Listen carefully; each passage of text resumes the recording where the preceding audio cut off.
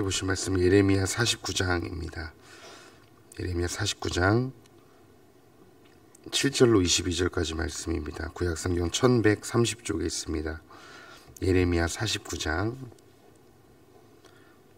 7절로 22절 말씀입니다.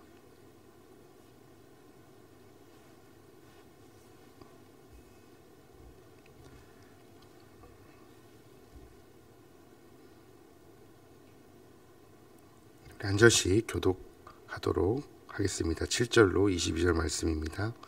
제가 먼저 읽겠습니다. 에돔에 대한 말씀이라. 만군의 여호와께서 이와 같이 말씀하시되 대만에 다시는 지혜가 없게 되었느냐. 명철한 자에게 책략이 끊어졌느냐. 그들의 지혜가 없어졌느냐.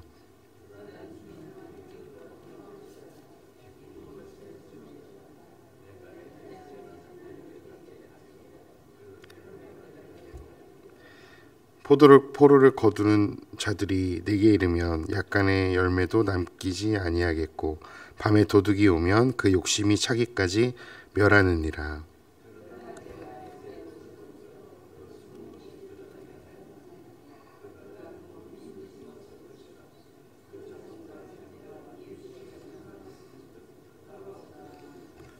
내 고아들을 버려도 내가 그들을 살리리라. 내 과부들은 나를 의지할 것이니라.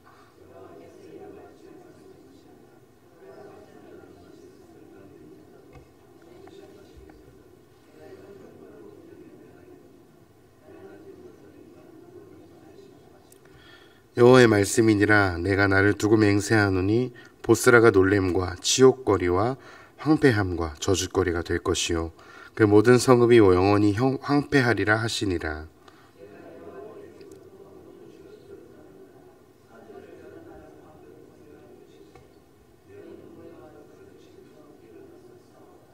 보라, 내가 너를 여러 나라 가운데에서 작아지게 하였고 사람들 가운데에서 멸시를 받게 하였느니라.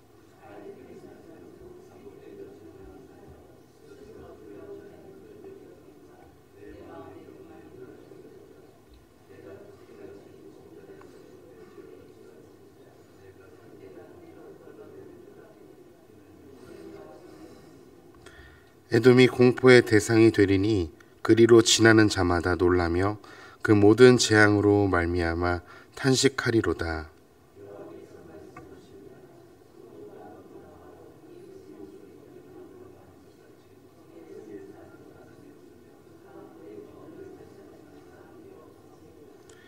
보라, 사자가 요단강의 깊은 숲에서 나타나듯이 그가 와서 견고한 처소를 칠 것이라. 내가 즉시 그들을 거기에서 쫓아내고 택한 자를 내가 그 위에 세우리니 나와 같은 자가 누구며 나와 더불어 다툴 자가 누구며 내 앞에 설 목자가 누구냐.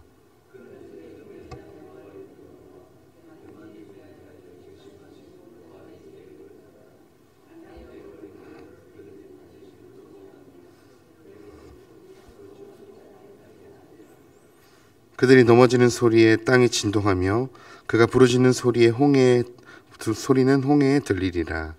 보라, 원수가 독수리같이 날아와서 그의 날개를 보스라 위에 펴는 그 날에 에돔 용사의 마음이 진통하는 여인같이 되리라 하시니라.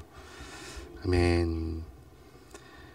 네, 오늘 예레미야 49장 말씀을 가지고 함께 우리에게 또 주시는 말씀을 또 함께 적용해보고 함께 기도의 자리에 나갔으면 좋겠습니다.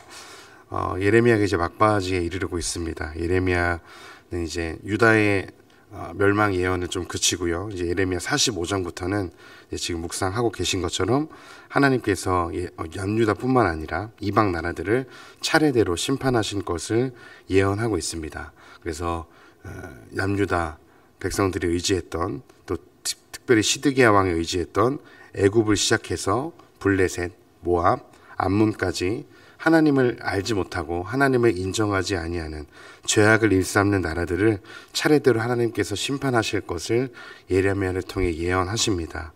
오늘 말씀에는요, 이스라엘의 형제의 나라로 유명한 에돔에 대한 심판의 말씀이 선포되어지고 있습니다. 에돔이란 뜻은요 불다라는 의미를 가진 단어로 잘 아시는 것처럼 본래 야곱의 형제 에서의 별명이 바로 에돔이었습니다. 그 에서의 후손들이 바로 에돔이라는 나라를 이루게 되었습니다. 야곱과 에서가 사이가 좋지 않았던 거 다 알고 계시듯이 두 나라 이스라엘과 에돔은요 역사적으로 계속해서 다퉜던 나라였고요.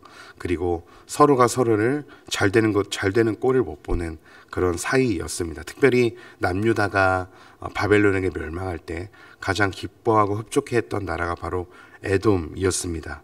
이 에돔이라는 나라는요 지금 이스라엘을 기준으로 동남쪽 그리고 모압의 남쪽 사해 부근 정확한 위치는 알 수 없지만 지금 요르단이라는 나라가 바로 에돔이었던 나라의 땅이었습니다. 예, 제가 서두에 말씀드린 것처럼 에돔은요 에서의 땅이었고 오늘 말씀 7절에 등장하는 대만에 다시는 지혜가 없게 되었다 할 때 이 대만이라는 사람은요 에서의 손자 중에 한 사람이었습니다. 대만 사람 엘리바스라는 사람을 아시죠? 욥에게 고난당한 욥에게 자신의 지혜로 욥을 위로하고 경책하려 했던 이 대만 사람 엘리바스가 바로 그 땅의 출신인 것이죠. 에서의 후손인 것입니다. 이 에돔의 그 특별히 대만이라는 지역에는 지혜자들이 아주 많았던 것으로 여겨집니다. 그래서 에돔의 지혜는 어떤 사람들을 위로하고 또 경책할 때 이들의 특징은 바로 오직 자신들의 지혜만이 뛰어나다라는 것이죠.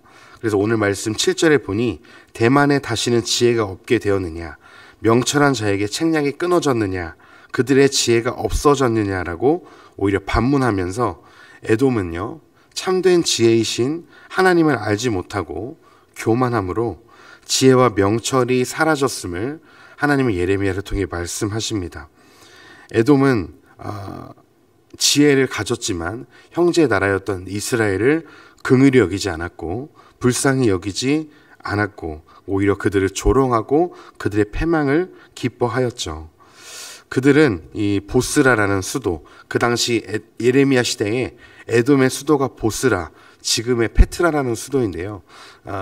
요르단에 지금 성지순례를 가보면 이 당시 에돔 지역의 수도였던 오늘 본문에는 보스라라고 나오는데 페트라라는 아주 유명한 유적지가 있습니다. 저도 이제 성지순례 갔을 때 이제 왕의 대로를 지나서 잠깐 페트라를 들렸었는데요.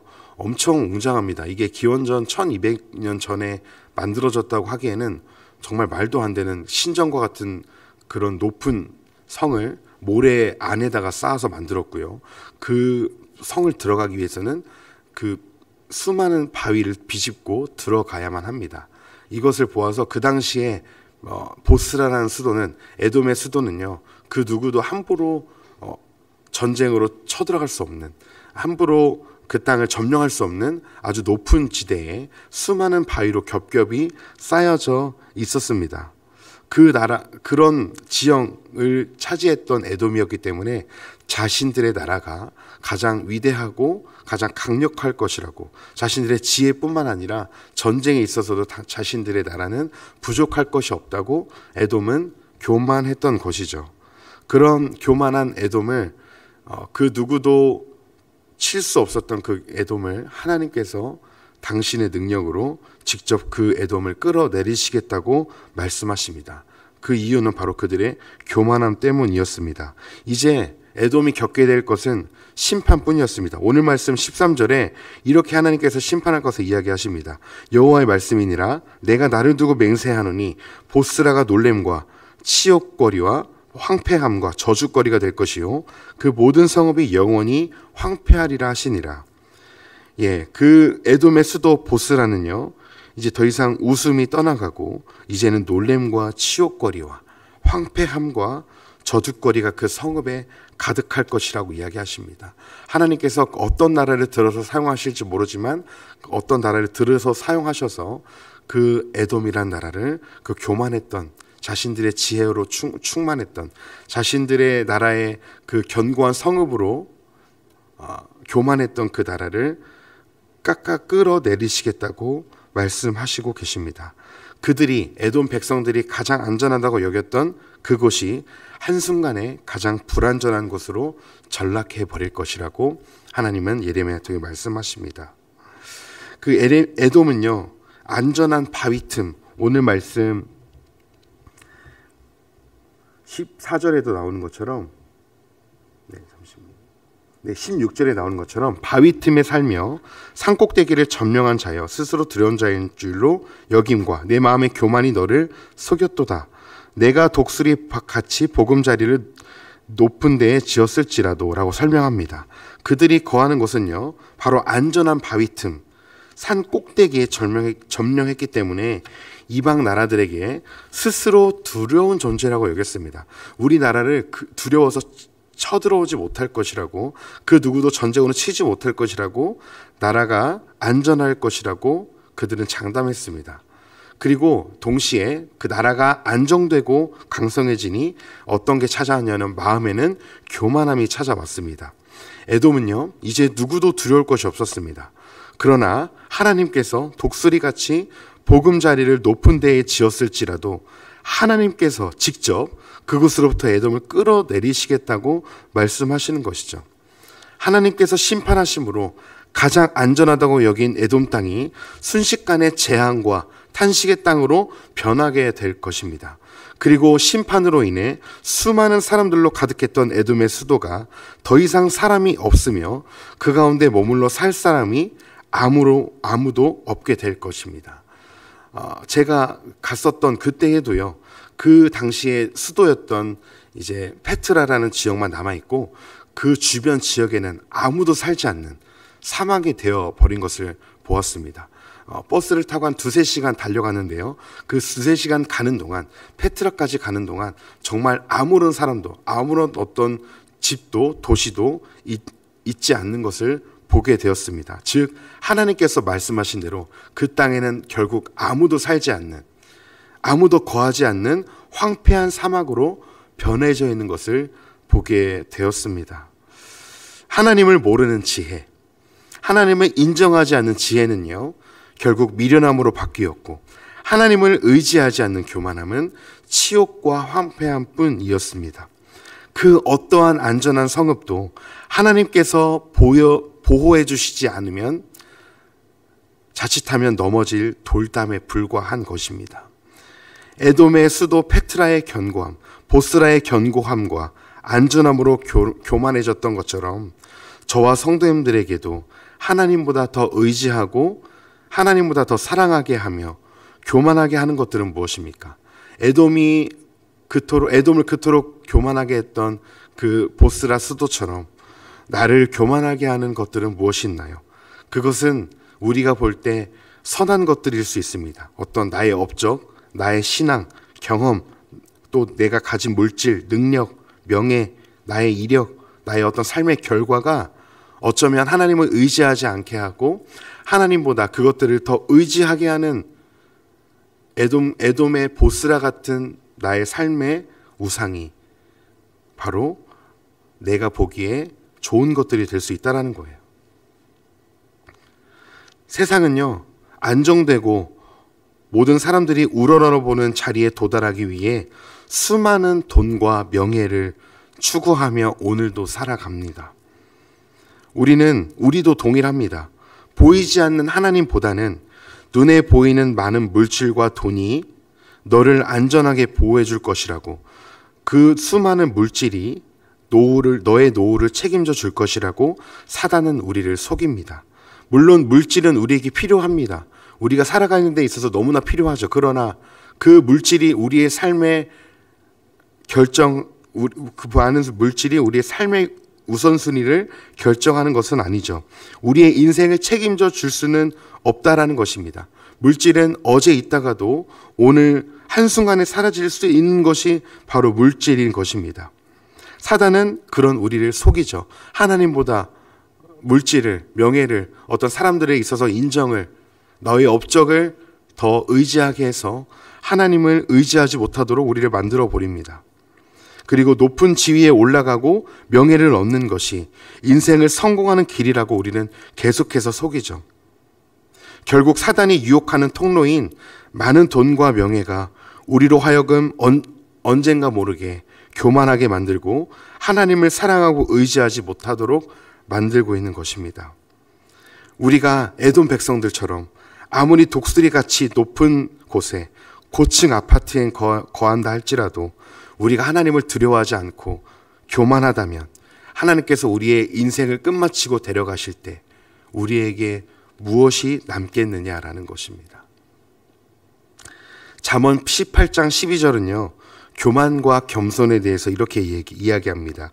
사람의 마음의 교만은 멸망의 선봉이요 겸손은 존귀의 길잡이이니라. 마음의 교만은 어떤 것이냐면 내 힘으로 할 수 있다는 거예요. 내 실력으로 충분히 감당 가능하다는 겁니다. 내가 지금까지 이렇게 해왔더니 이렇게 됐다는 거예요. 그게 교만입니다. 하나님 없이도 어느새부턴가 하나님 없이도 살 수 있다는 겁니다. 세상의 것으로 충분하다는 거예요. 그러니 기도하지 않고, 그러니 하나님을 찾지 않고, 그러니 절박하게 하나님을 예배하지 않는 겁니다. 내 힘으로 할 수 있다는 거죠. 내가 그동안 이렇게 해왔더니 이렇게 됐다라는 것입니다. 그것이 교만이죠. 내 능력만 있으면 된다는 겁니다. 그래서 동시에 다른 사람들을 깎아내리고 무시합니다.